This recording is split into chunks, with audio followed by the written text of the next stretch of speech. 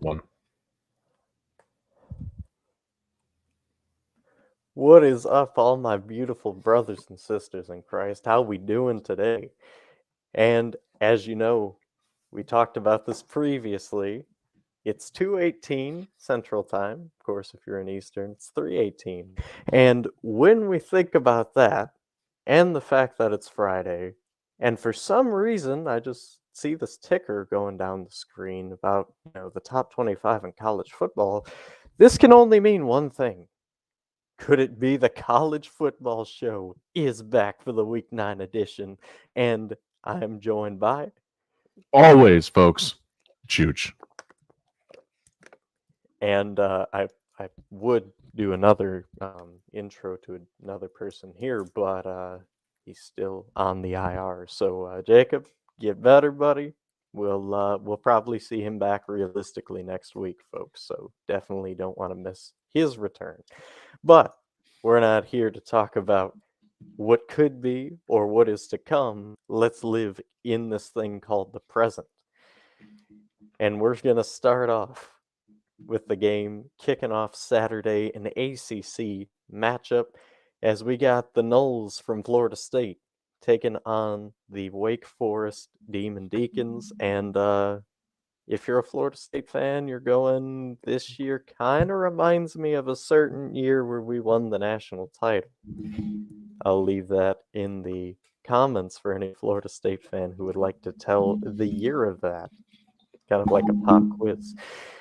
Florida State looking pretty good. They've had some moments to where it was closer than you thought it was going to be, but then they pulled it out. They just keep winning. And at the end of the day, as long as you're winning, that's what matters. Last week they won against Duke at home 38-20. And then Wake Forest, on the other hand, they've been weird. Every time you think you have a reading on this team, they win or they lose. They lose to Clemson in a heartbreaker. Then they get walloped on the road by Vatech. And then they bounce back last week with a win at home against Pitt. They would love to make it a 2-home win streak, and especially love to spoil the number 4 team in the land's aspirations for a national championship. The question remains, though, can they do it? It's an early morning kickoff. Wake is a weird place at times, and Florida State's a 20.5-point favorite. Nobody's given any attention to this Wake Forest team. Chooch, can they creep up at home, knock the Seminoles off? What do you think? So, if you've watched Florida State games this year, they start extremely slow against teams they shouldn't. Just out the gates, sluggish. That's going to bite this team. Is it this game? I don't think so. I think their defense is too strong for Wake Forest offense. So, Seminoles, but this one's going to be closer than people think it is. I like that. I think this is one of those weird games, kind of like the BC, if you guys remember that. I mean, Florida State, that they struggled till the very end there, and I could see something eerily similar happening in this, especially in Wake. But will the Seminoles lose? My answer is no, no, no, no, no, no. So yeah, give me the Noles on the road. All right, next one here. We're moving into a Big 12 matchup, and boy, oh boy, is it ever interesting. Oklahoma a week ago, struggling at home with UCF, nearly lost that game, but was able to secure it in the late moments. Kansas, on the other hand, they've been pretty weird. Of course, starting quarterback Jaden Daniels, well, not Jaden Daniels. That's the other one. You go across the pond, but they're so similar in their name.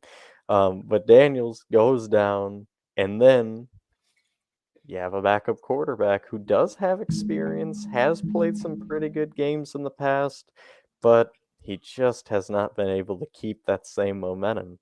He lost to Oklahoma State a week ago. It was a close one. Kansas was able to score for a bit, keep it interesting, and they would love nothing more than to knock off Oklahoma end their playoff aspirations again. I'm going to say that for the second time in the show because it's very relevant. It could happen. It is at Kansas, and Oklahoma's a 9-point favorite. Chooch, will Oklahoma drop this one like we thought they would? Well, last week. I'm not saying pre-game of last week, but during that game, it had me jumping, going, UCF's got him. UCF has a chance, and then Oklahoma shut it down. Well, we kind of expected Oklahoma to sleepwalk a little bit against UCF, right? Off week, right after a big win. You're gonna sleepwalk a little bit. But I don't think Kansas's offense will be able to break through the Oklahoma defense like we are hoping it could to make this interesting. Oklahoma's playing very inspired football, so is this Jayhawk team, but I'm going Bowman Sooner. All right. I'm also going to go with the Sooners as well. I really like Brent Venables and what he's been able to do with this program. And, turn back the clock a year, and he didn't have the best year one. And especially after that Texas loss when they got shut out 49-0, a lot of people were not happy with the hire. They thought it was awful. I can't seem to find any of those people anymore. I wonder if something changed, something was different from this year and last year, but they're undefeated. That's right, and they're number 6. So I think they're going to keep this up. And Kansas, they do play hard in this game, but they just don't have enough to beat Oklahoma. All right, next one here, South Carolina and Shane Beamer off to a terrible college football year, 2-5, 1-4 in conference, to a team that most people were saying, hey, they might be a New Year's 6 team this year, maybe even just slightly off of that. And now we're having the conversation, will they be able to even make a bowl game? Because right now, not looking so hot.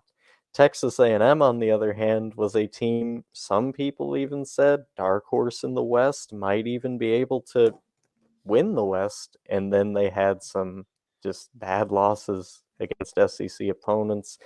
Started with Miami, obviously an ACC opponent, and that was the first big shock. And then they played Bama at home, had a real shot in that game to win, could not pull it out. And then on top of that, they go on the road and play in Knoxville. They were down by 1 for a majority of the game, had some chances, but Tennessee ultimately put an end to their hope. Both these teams need a win, especially for their coaches, because if Jimbo loses this game, he might be gone. And if Shane Beamer loses this game, I don't think the front office is really upset with him and the job he's done, but the fans are slowly starting to turn their head, maybe even think he's okay, but maybe there's a better option. Ultimately, A&M's a 16.5-point home favorite. What do you say, Chooch? I think that's fair. I think that's about what A&M's going to win this by. I think it starts off a little slow, but I think A&M's defense is just too relentless for the South Carolina offense, and Rattler looks like a kid running away from adults. Aggies. Man, I agree. South Carolina, every time I have hope in this team, they throw it away. And I don't think it's going to be any different. Texas A&M wins this one. Plus, it's at Kyle Field. And Texas A&M is not a bad team. I mean, I know, you see the 4-3 in modern, college football times, and you go, heck, even, 2-loss teams, a lot of people go, they can't win the Natty. Nobody really cares about them. I'm going to stop watching because I really don't care. And I don't think that should be the case. I mean, I think obviously you should watch these teams through and through because they are good. They could make a New Year's 6. And just because it's not the Natty, it doesn't mean, it's the end of the world necessarily. As much as all of us fans would love a Natty every year, it's not realistic. So give me A&M, and they win one for Jimbo. He definitely needs this one. All right, next one here, we got another, well, I always do this every show. back to back. I explain. So let me just explain it one more time. I'll probably explain it again next week. We have another Big 12 game, and of course, some people might go, "That was SEC." Yes, I'm not talking about game and game. I'm saying the whole show.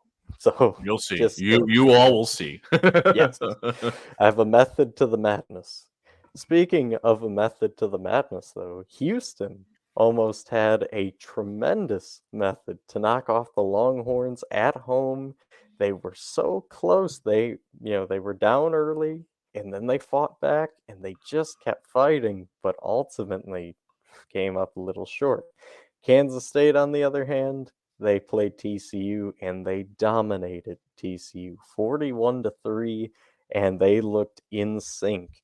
Will Howard had a pretty good game. The defense absolutely destructive against that TCU offense. And Vegas says more of the same on the way, as Kansas State is a 17.5-point favorite. Chooch, I know sometimes you've pulled some crazy upsets. Is this going to be one of those times? I'm simply gonna say no for the fact that they're in Manhattan. But Kansas State has a habit of losing a game like this, and Houston has a habit of winning it. So, Cole, which one do you go with here? It is like You go with the better defense. You go with the Wildcats. The boys in purple and gold, purple and silver, they're gonna figure it out. They're gonna be good. Houston's gonna be there for a while, but Kansas State's defense is gonna take care of it. Go Wildcats. Well, let's just put it as simple as I can. I picked TCU last week. They got destroyed. Am I going to do that twice in a row, pick against K-State? You're out of your ever-loving mind if you think I'm doing that. So Kansas State, they win this one at home. I do think Houston plays a lot closer than 16.5, though. I will say that. They're a scrappy bunch. And people forget this is an actually wildly talented pro. So them and UCF are two very wildly talented programs.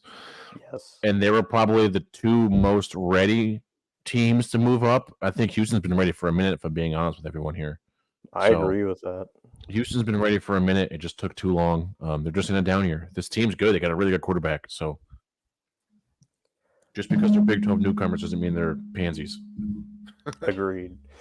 Next one here, we got a ACC matchup. The Clemson Tigers take on the NC State Wolfpack, and the record's the same, but the fan bases are a little bit different.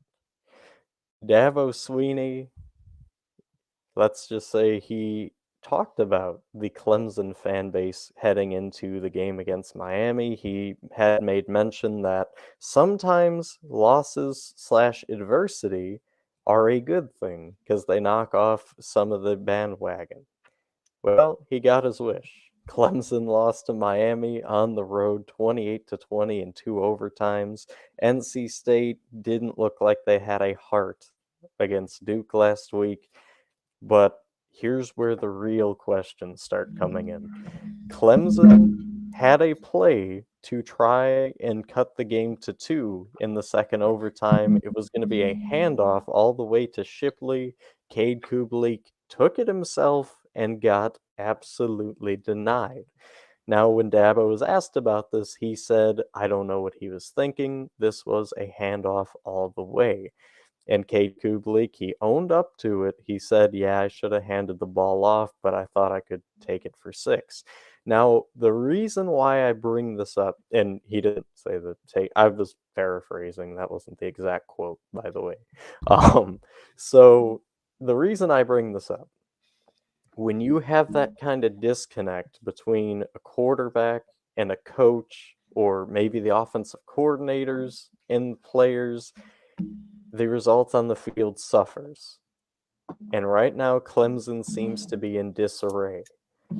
NC State, on the other hand, they look lost as well. Like I mentioned, only 3 points against Duke 2 weeks ago, but they are coming off of a bye week. Maybe they figured something out. Plus, it is at home. NC State's weird sometimes, but ultimately, Clemson's a 9.5-point favorite on this 1 o'clock kickoff. What do you got, Juge? I'm taking Clemson for the sheer fact that NC State's offense looks more confused than I can't say that on live television. So I'm just gonna go Clemson here because NC State's offense looks like it doesn't know what an offense is. So taking the Tigers. All right. I think Davo and Clemson will get it together. I don't see them dropping this game. I know I said it last week, and it was even more prevalent last week because I still think Cristobal is not a very good coach. But I think Davo will have his guys ready, and they'll be more than ready to destroy NC State. So yeah, give me Clemson. All right, next one here we got BYU at Texas. This is a weird game.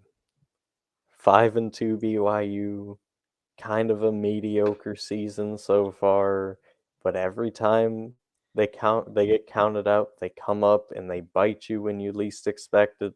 Then when they get a little sunlight, they lose embarrassingly, just like they did in the TCU game on the road. Texas, on the other hand, pretty good for the most part. But again, you have that loss to Oklahoma. Then you come off the bye week. You squeak out a win against Houston on the road.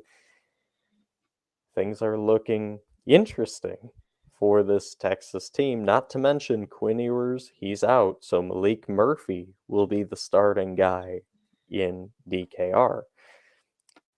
This is a 2:30 kickoff. Texas is a 20-point favorite, Chooch.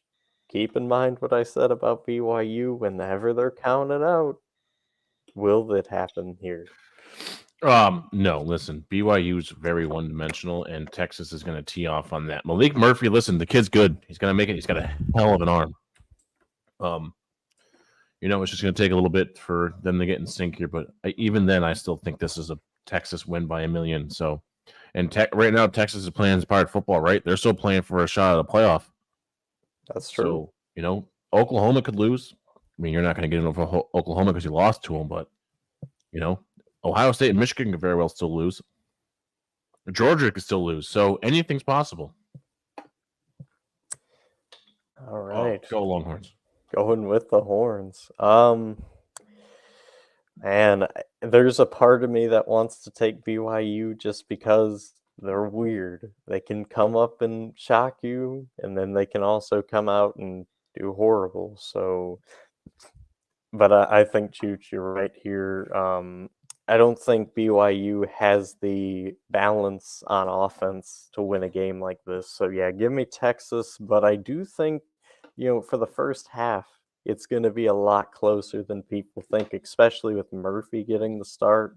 This is his first real time running this offense. So, it's going to be a little clunky, but Texas pulls it out.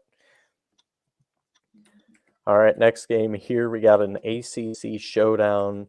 And let's just say when you looked at this at the beginning of the year, this was not one of the games that you highlighted. You kind of thought, it's just going to be another game that, ACC, maybe a Thursday night kickoff. Well, I got news. It's a Saturday, 2:30 primetime kickoff. Louisville's a 6-point home favorite, and both of these teams kind of sharing some similarities this year. Duke beat Clemson when nobody really thought that was going to be a thing. Louisville, on the other hand, they beat Notre Dame when a lot of people doubted them. Except Chooch. And then, except for Chooch. Chooch knew that one. Then Louisville comes out, lays an egg against Pittsburgh on the road. Duke, on the other hand, 2 losses that really ran their momentum in the wrong way. Notre Dame first at home and then on the road last week in Tallahassee. Both of these teams need to come back after losing last week. Which team will it be, Chooch? I think Louisville. Louisville was 2 weeks, not last week. They're coming off a bye. I think Louisville is going to have this one. I don't think Riley Leonard's back yet, is he? Not that I've seen, no. Yeah, in which case Louisville's going to have this one handedly here. Duke, I love you guys, but you're nothing without that Leonard kid. So, Cardinals. All right. Yeah, I'm also gonna go with you. I think Louisville wins this game. Jeff Fromm, like I said, what a job he's done to go 6-1 this year, and I think 7-1. He's got people believing in Louisville football again. Um, so yeah, I think Louisville will win, and Duke just keeps sputtering backwards. It's an unfortunate tale for Duke because they had some really good moments, but all in all, just seems to have fallen off. They'll probably make a good bowl though. All right, next game here we got USC taking on Cal. Now SC probably doesn't want to hear this, but last two games you lost. Notre Dame on the road in South Bend got destroyed. Caleb Williams, quote unquote, exposed. If you look online, that is the common trend. And then last week, just cannot get over the Utah Utes, even at home. They lost 34-32, and that makes Caleb Williams the last three times he played Utah 0-3. Cal, on the other hand, they've been typical Cal. Had some really good games, had some bad games, played some teams close and lost, got destroyed by some teams. They are on a 2-game skid, losing to Oregon State and Utah. Both these teams could really use this win. USC's a 10.5-point favorite, but be careful. Cal at home has a tendency of sometimes being able to be a thorn, especially in USC's side. Will it happen again? I don't think so, Cole, for the sheer fact that I don't think Cal's defense was going to know what to do when they played. Oh my Lord. Oh. His offense. But yeah, I'm taking the Trojans here by 1 million. I like that. This is like a new trend on the show here, the million. I'm going to go with USC as well, just because I think Cal's going to keep this close for a bit, kind of like a shootout game. But ultimately, like you were saying, Chooch, I don't trust Cal's defense more than USC's defense, and I trust Caleb Williams more than I trust Finley for Cal. So those facts alone are the reason why USC wins. All right, next one here, and I am so excited about this game. Finally, new blood on the show. Miami of Ohio comes on and takes on Ohio. Now, if you haven't been watching, like most people, these are two fun teams. 6-2 and 3-1, as you see down there on the ticker. This game has some pretty good implications in the MAC. Ohio is a 7.5-point home favorite, but be careful about this team. Both teams have pretty good quarterbacks. Their offenses, when they're on, they're on. And when their defenses are on, they play really good defense. The most highest amount of points that Ohio has given up recently came against NIU, and they gave up 23. Miami of Ohio, on the other hand, their highest recently that they gave up was to Western Michigan, and it was 21. Expected defensive battle in this game, but who is the true Ohio? What do you say, Chooch? Man, see, I'm taking the Red Hawks for Big Ben, and yeah, the Bobcats are really good, but I think Miami of Ohio's run game is just a little bit better, and it's not much. I think it's just the O line's just that little bit better than Ohio's, so I'm taking Miami of Ohio. All right, I'm actually going to go the opposite side of the fence, and I'm going to go with the Bobcats from Ohio. It's at home. I like Rourke, their quarterback, and on top of that, I had a teacher in high school who was a big Ohio fan, and he got me this Joe Burrow shirt back in 2019 because that was my senior year. And I kid you not, it was the week before Bama, and that was the first time we beat Bama since 2011, and that was phenomenal. So, Mr. Malowinski, this one's for you, buddy. Go Bobcats!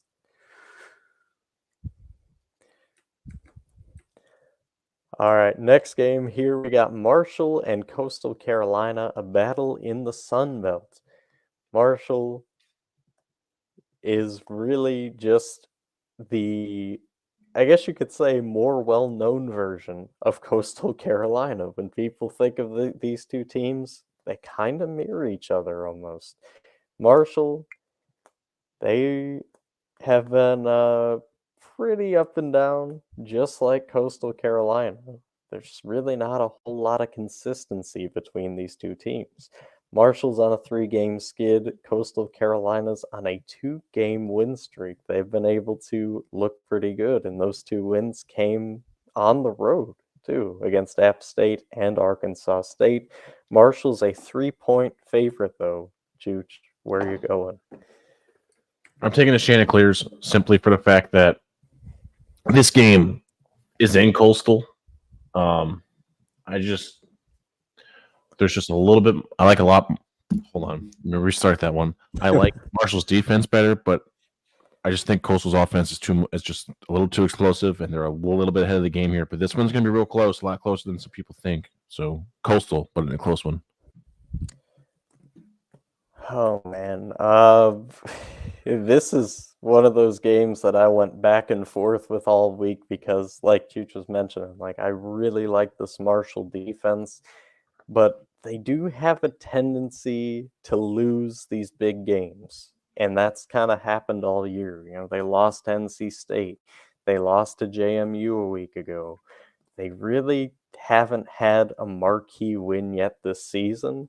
And that's why I'm going to go Marshall, because I think after all that losing, after all those questions, they finally get a big win on the road against the Chanticleers, and it finally clicks for this Marshall team. All right, next one here, Washington and Stanford. Now, if you didn't watch anything last week, you might be going to yourself, why even talk about this game? Washington by 1,000,000.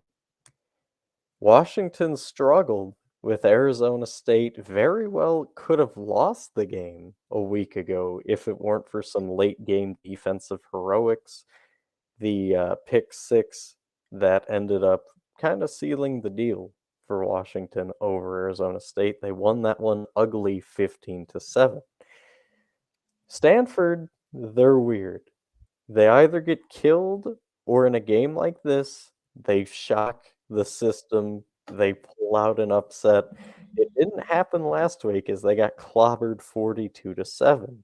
Now, some people have the notion that maybe they used up their one-time upset every year against Colorado, which is very possible. Ultimately, Washington's a 27.5-point favorite. People say Penix will get this offense back to the way it should be. Last week was a fluke. But Chooch, you know like I do, picking against Stanford in a moment like this, anything's possible. And anything is, but not tomorrow. I'm going to take the Huskies here. I just way too much good on this Washington offense and defense for Stanford's offense to even get anything going remotely easily. So I'm taking Washington.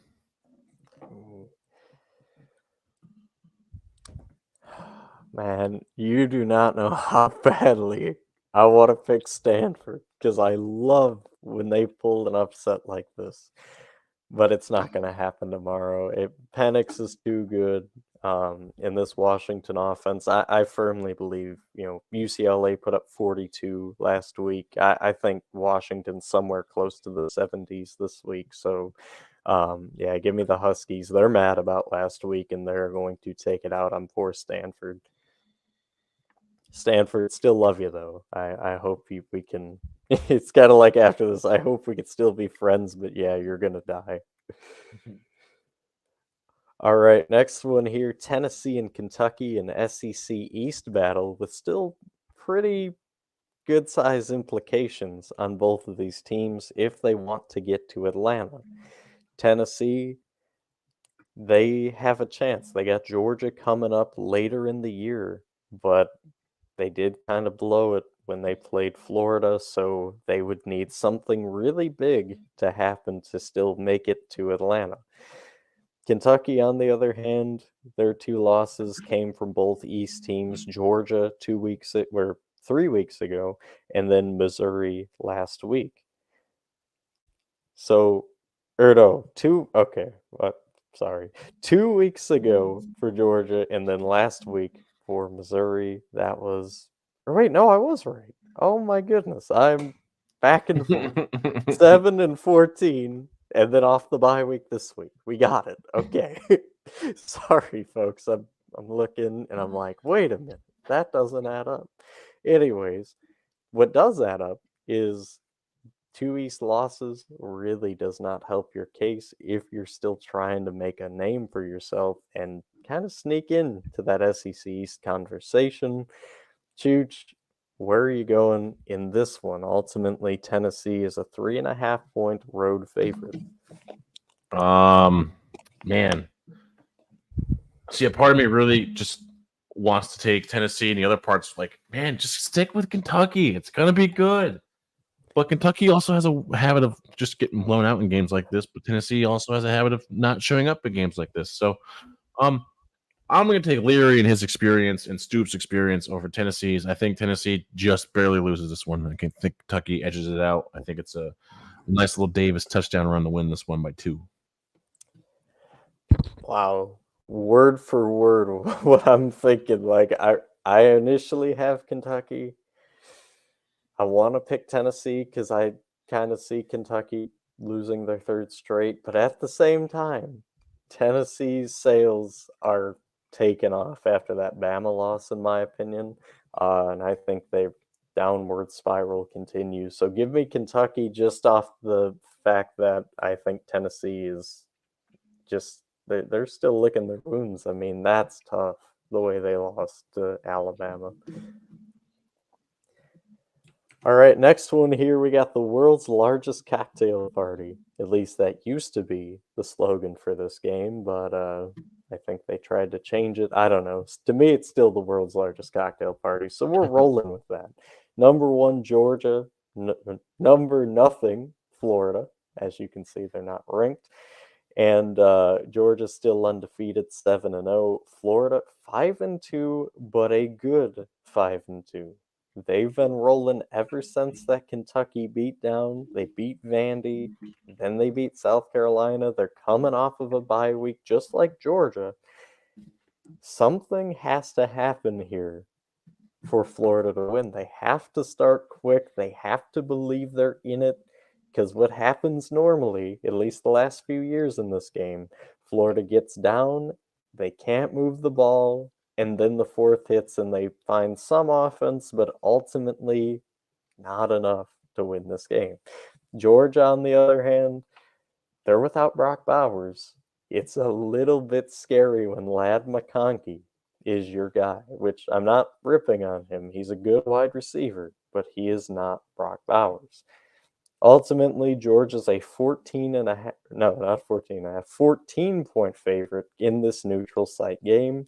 Chooch, will it be a Gator upset? Will Napier get his first win in this rivalry, or will it be the Dogs and Kirby Smart continuing to grab a stronghold on this rivalry?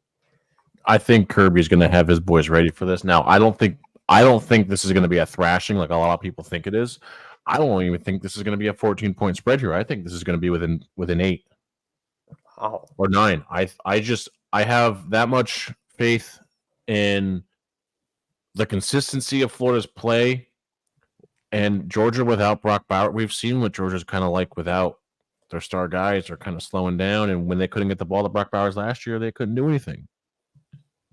Just struggled and struggled and struggled. Eventually, Brock got an open touchdown. See? But, yeah, I'm taking Georgia here in a very, very close one. Sunbelt Billy will get his win next year. Ooh. Man, this is tough. It seems like the whole world is Dogs, right? I mean, if you look in the Discord, you got Jacob taking Georgia. You got some fans taking Georgia. You got everybody you ask on this game taking Georgia. Not me. I'm going with Florida to upset the number one team in the nation. Florida wins this game, and the reason they win it, they've been playing with a purpose. They look good. And coming off of a bye week, I know Billy Napier's heard some of the talking in Gainesville. I mean, it's kind of subsided a little bit about his job on the hot seat, especially this year, not to mention the recruiting rankings. But I think this team is ready. This team is prepared and focused at the task at hand, and Brock Bowers being out is going to hinder this Georgia team enough so that Florida wins. So give me the Gators.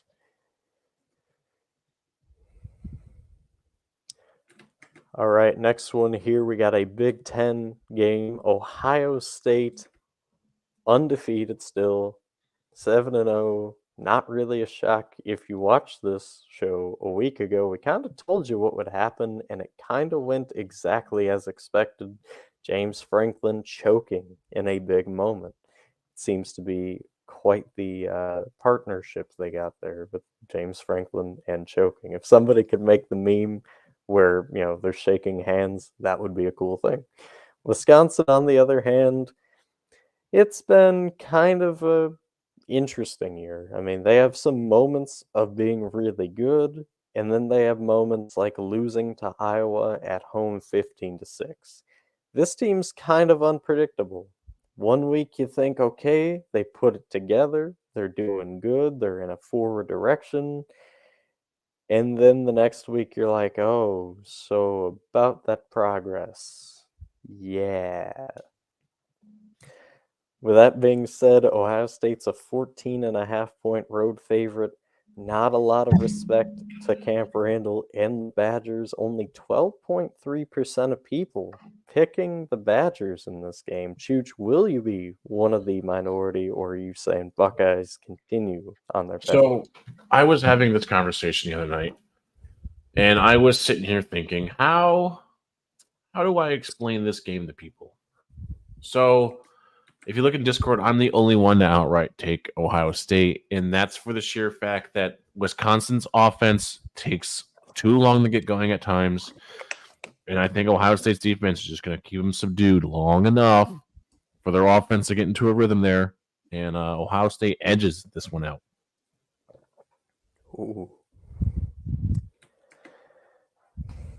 And I love Wisconsin. Let's talk about that. I mean, they got the jump around. They got Braylon Allen. Mm-hmm. They got Luke Fickell. I mean, he's a really good coach.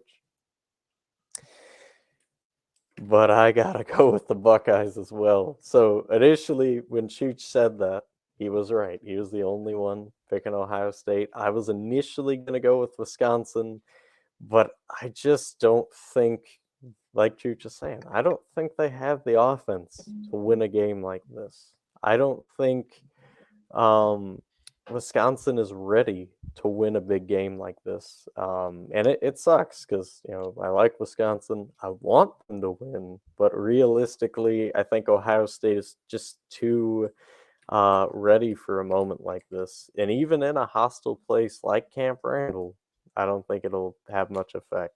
You still got to win on the field, and I don't think Wisconsin can win on the field in this game. All right, next one here. We got Coach Prime in the Colorado Buffaloes. I always used to say Colorado, and then I got changed to hell on that one. Everybody came out and was like, nope, you got to say Rado. Got to say Rado, so we got that. Colorado. Yeah, as they roll in and take on UCLA in the Rose Bowl, and it's a late night kickoff, 6:30.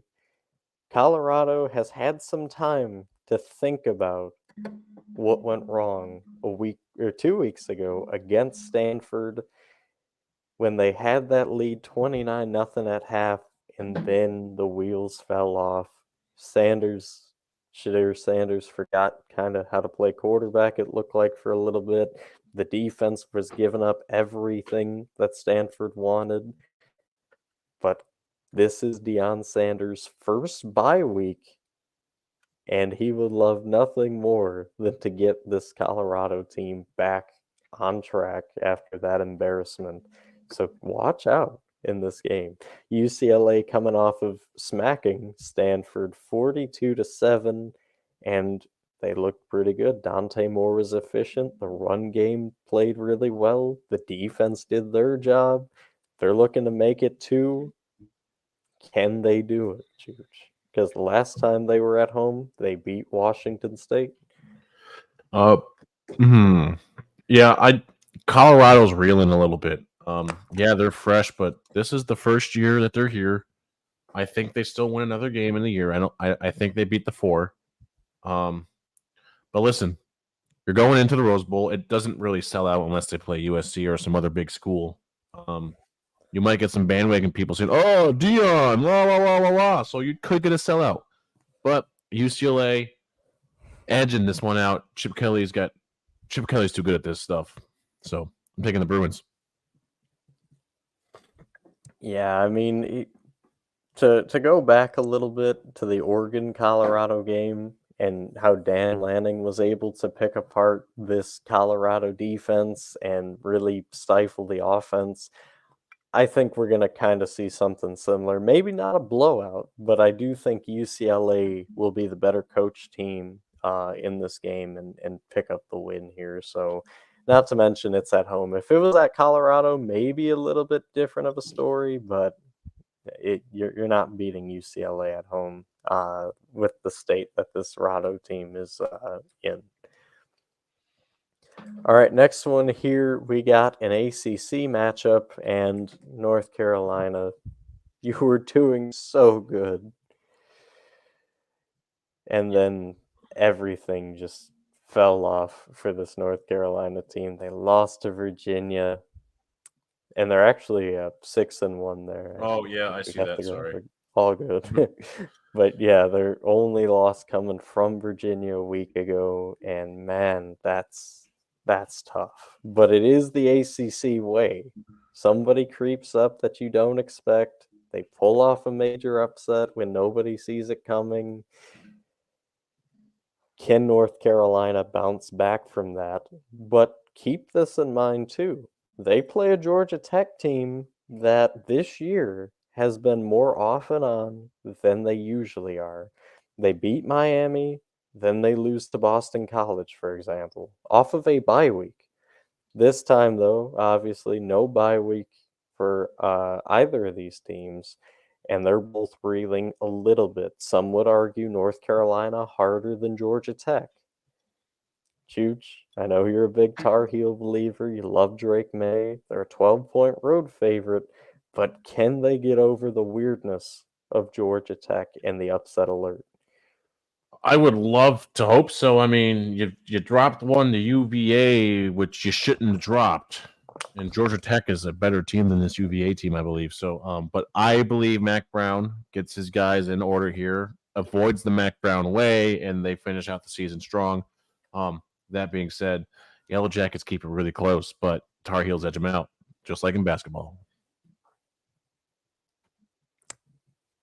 That was beautiful, by the way. The basketball reference. I love that. I'm gonna go also with North Carolina. I just think Drake May is the difference in this game. He's gonna have this offense laser focused. I think Georgia Tech's gonna fight, but they just don't have the tools to hang around with UNC in this one. So give me Tar Heels. Great bounce back win for Mac Brown. All right, next one here, we got a Sun Belt battle with Old Dominion and JMU. Old Dominion 4-3. They've had their fair share of ups and downs, but recently the trend has been up as they beat Southern Miss by 4, and then they beat App State. So they've been looking pretty good, to say the least. JMU undefeated. They are probably the most disrespected, undefeated team in college football today. I'm just going to say that. Uber athletic. They are. They're very athletic. Well coached. Very well coached. Yeah, I will be surprised if this JMU coach stays another year after this. With that being said, they did only beat Marshall by 11 last week. Some might consider that almost a slip up. Sometimes when these teams get ranked, they have a come down. Will Old Dominion be that team to deliver JMU their first loss? What do you say, Chooch?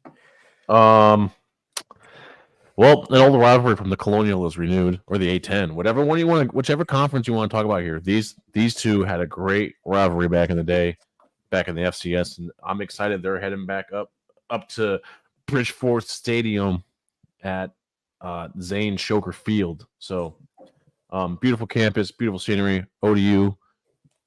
This one's going to be close. I like JMU's athleticism over ODU's kind of defiance of how good they should be. Yep,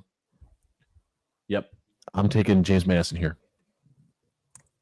All right, I'm gonna go with you here. James Madison wins, and the reason why they win is because of that defense. I love this defense. I mean, think about this. Out of their last 4 games, they gave up their highest margin, or well, I should say out of their last 5 minus the Utah State game. I guess that would be putting it better.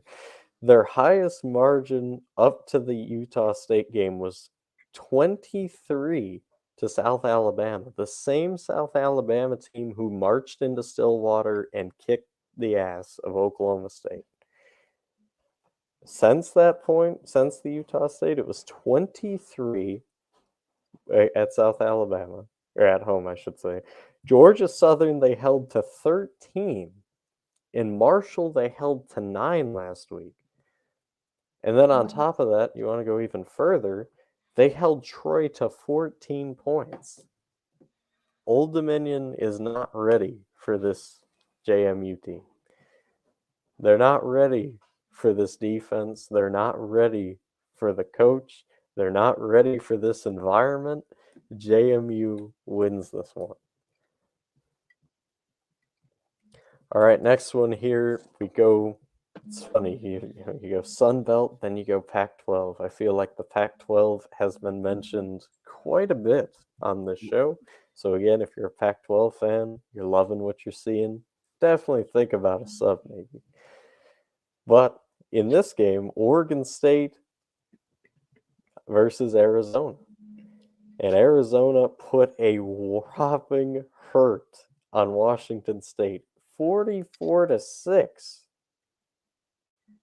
And they're looking like a team that is clicking on all cylinders.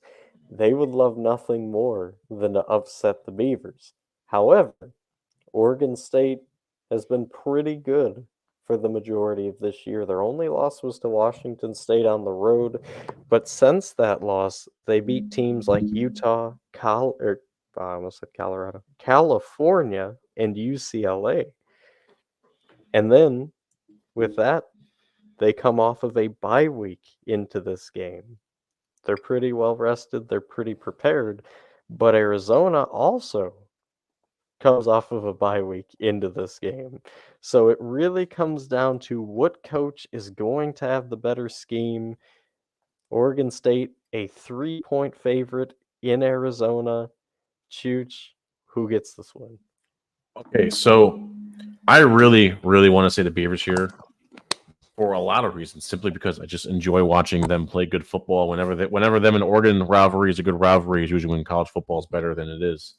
But the tenacity of this Arizona defense, this Arizona team is insane. Like you said, they put a wallop on Wazoo. They lost in triple overtime to USC and only lost by 7 to probably the best team west of the Mississippi named Washington. Sorry, we'll go west of Texas. How about that? That's fair. Named Washington. This Arizona team is a lot better than people give them credit for, a lot better than we thought they were going to be at the beginning of the year. With that being said, Oregon State comes in here and they struggle to get going. The Bearcats or the Wildcats? Bearcats. The Bearcats Or no, you are right. Wildcats. Wow. Well, either way, the team with the block A and then the other A and the other A in it, Arizona, they are going to win this one. And I think they win it by more than 10. Wow. Listen, there's a lot to hate about both these teams, but if you look at every stat, Arizona is just better. Wow. I think Oregon State is going to come into this game and they're going to have a focus because I do think they respect the threat of Arizona. And I think they're going to try and slow this game down. They're going to try and run this Arizona defense on the field for a long time. But that's not going to work because Arizona State's defense, you ready for this? They average 96.6 yards allowed in the run game. That's phenomenal. Um, I think Arizona wins this game and they're going to attack Oregon State. They win this game because of that. Their sheer will, determination, and their fire on offense. I mean, 44 points 2 weeks ago. Look for them to score high in this game, too. In America, I'm going to do you a favor. Take the over in this game. It's 56.5. Over is a sure thing. I think Arizona covers like at least 50 to maybe 40 of that. So you're welcome, America. We'll see because, I mean, actually, yeah, no, look at the scores. You're right. Never mind. I've been looking at the scores last 5 games. Never mind. You're right. All right. Second to last game here. We're going to talk about the UNLV running Rebels. They've been running wild. And they've kind of been another team that's been under the radar. They're 6-1. They've been playing pretty good ever since that Michigan loss. And now they're looking to come in and upset Fresno State because Fresno State is a 9.5-point favorite here. Not a lot of respect given to the Runnin' Rebels. Fresno State was ranked not too long ago, and then they blew it, lost to Wyoming on the road, had a nice bounce back win, beating a pretty solid Utah State team, and get this, they're coming off of a bye. Just wanted that to be known. And they're the home team. So everything points to Fresno State winning this game. But Chooch, can the Runnin' Rebs pull off a shocker? You know, if there's a program that's shown growth the last 2 years, it's been this UNLV team. Fresno State's always been this good. I'm not going to lie. Even their down years, I think they've just haven't had the right things put together. And I think Fresno State feels very disrespected. They lost to a very good Wyoming team, and bye. This is the same Wyoming team that beat who again? Oh, right, Texas Tech. And you're gonna take this away from Fresno. I think Fresno's playing inspired, angry, and I think they come out here I think Fresno State kind of reminds everyone that the Mountain West is ours. Someone give us a call. They woke up. Man, I think Fresno State's gonna come out like you just saying, pissed off. They want to prove to people that, hey, we should be ranked again. We should be in the top 25. But I think UNLV weathers the storm and they're able to counter and end up shocking the system, shocking the people, shocking the world. Kind of like Colorado week 1, like Deion Sanders had that whole spiel about, proving people wrong. I think this is that UNLV team this week. They're going to shock Fresno State and they're going to get some media attention, maybe even ranked in the next week's polls. Watch out for this UNLV team. Now to the game that everybody's been waiting for. We got a Pac-12 showdown. The Oregon Ducks taking on the Utah Utes. And if you looked a week ago, you might have thought, okay, Oregon will probably win, but Utah, they might fall to USC. They did not. They won a close one against the Trojans. This kind of reminds me of the old Pac-12 scene a little bit. Oregon and Utah bashing each other to see who is going to play for the Pac-12 championship. The implications are still the same. Both of these teams are ranked very high. They're explosive at times too. Bo Nix seems to have found it with this Oregon team. Irving has been a solid back. But every time Utah seems to slip out of people's conversations, they find a way back in.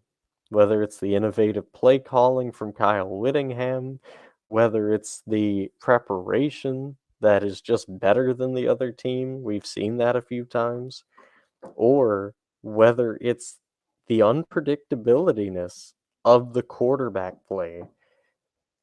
Now, something I want to be known too. Rushing yards allowed by both of these defenses. For Oregon, it's 95.1. For Utah, it's 78 yards allowed per game. That's insane at this level of college football at this time. That's very rare. Their passing defenses are similar. Both have allowed exactly 217.4 per game. That's the average. Oregon's offense statistically is better. They're a little bit more balanced, but Utah still hangs in there. They still make a case, and this game is going to boost either team, whoever wins this one, to the talk of the college football playoffs. Oregon's a 6.5-point favorite. Most people expect the Ducks to be able to march into into Salt Lake and get a win, but be careful. 2:30 kickoff. As soon as it hits night there, this place is alive. Will Utah be able to pull the upset? What do you think? Oh, there's a reason why this is the game of the week, people, and this is for the sheer fact that, I mean, yeah, in Discord we both picked a certain team, but I don't think we both are completely confident with our answer on that. I know I'm not, so I'm going to try to make it easier for Cole here. Like you said, Utah comes alive at night, and this run defense is insane, but Oregon doesn't really need to run the ball to work. The way that offense is set up, they can do the quick pass method and be fine.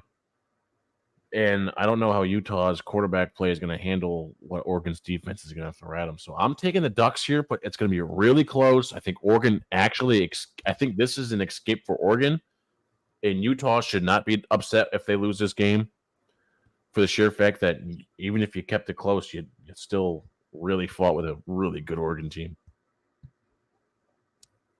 So hear me out. Fourth quarter starts. This game will be tied. That's how close these two teams are. They mirror each other in a lot of ways. But I think Bo Nix's experience is the reason why the Ducks win this game. And also, too, last time Oregon was featured on the big game in this show, they lost to Washington on the road. It's a very eerily similar moment for this Ducks team. I think this time favor goes their way and they are able to beat Utah. Like I said, extremely close, back and forth, two heavyweights just banging each other with bombs, but the Ducks pulled it out. All right, and that is going to do it for our show. I hope you enjoyed it. Really, again, I know I sound like a broken record when I say this, but thank you all so much for tuning in. It is such a privilege to get to do this and to talk about the game that we all love. I mean, we're just fans like you guys, quite literally. We talk about college football a lot. Yep. And pro football. So thank you guys again. Can never state that enough. God bless you all in the name of the Father and the Son and the Holy Ghost. Amen. Enjoy your college football Saturday. I know we will be, for sure.